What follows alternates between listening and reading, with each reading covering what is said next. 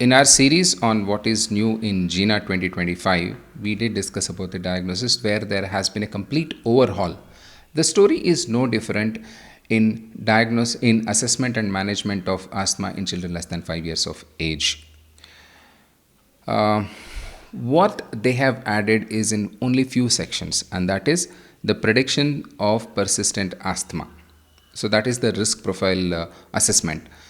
So what Gina says, there all the predictive tools which are used are so far which are used are very less predictive markers for persistent asthma. Despite that, they mention three tools which can be of some use, and that is the Asthma Predictive Index from Tucson, USA, Prevention and Incidence of Asthma and Dust Mite Allergy Index, that is PIAAMA from Netherlands, and Lister tool from UK. All these are poor tools, despite that they can be used with some relative accuracy. And other section where there has been a change is in the symptom control and the risk reduction. Here, GINA 2025 clearly says that allergic sensitization is detected. That means the skin prick test and the biomarker test, which were given less importance in the previous years, is getting more and more relevant in these years. And the peripheral absolute eosinophil count may help identify those children who are likely to respond to inhaled corticosteroids. This is another change what was not there in the previous years.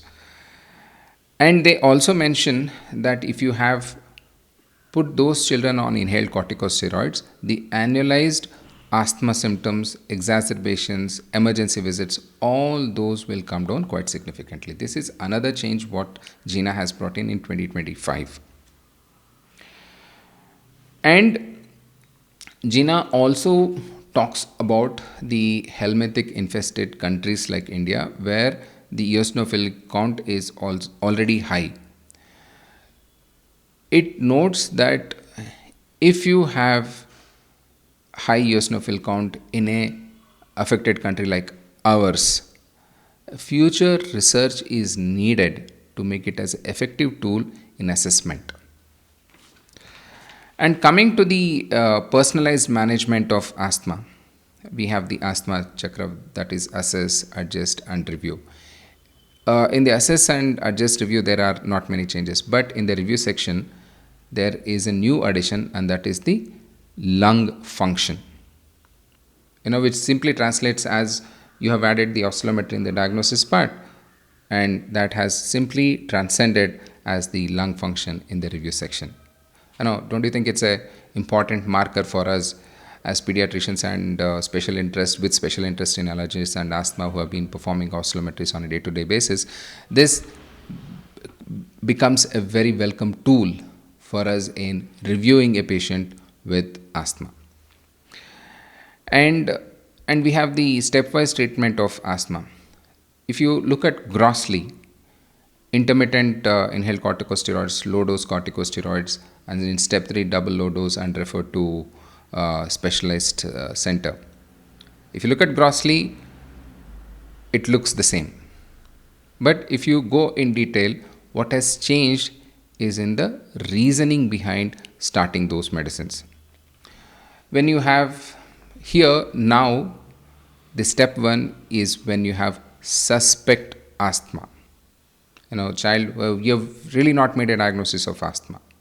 You have suspected, you are giving intermittent inhaled corticosteroids with or without SABA with the onset of illness. So that is the reasoning behind has changed and not the medication. And in the step 2, which is again the low dose inhaled corticosteroids, where the asthma symptoms are not well controlled with SABA.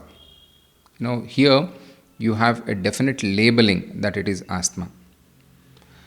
And another reason for low dose inhaled corticosteroids is one or more severe episodes in the past year with interval symptoms, with or without interval symptoms. Okay, so these are the reasoning behind the steps. And in step 3, it is double low dose.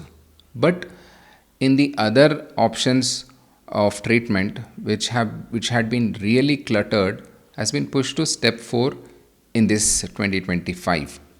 Here they mention about few things, and that is the long acting muscarinic agents. The tiotropium is introduced in this section. It's a welcome change. We all should applaud GINA for bringing up tiotropium in the management in less than 5 years of age. Where they have clearly said dose is still under consideration, but there are no safety concerns when it comes to tiotropium. Okay. And they also talk about the long acting beta agonists. Of course, they did introduce long acting beta agonist for children over 4 years in 2024. Now they have clearly said that there is no studies, published studies for children less than 4 years. That means for children over 4 years, LABA can be used in step 4 management of asthma. Well, I guess these are the changes which are very, very welcome, which is going to take a good shape in due course of time in the management of asthma. Thank you.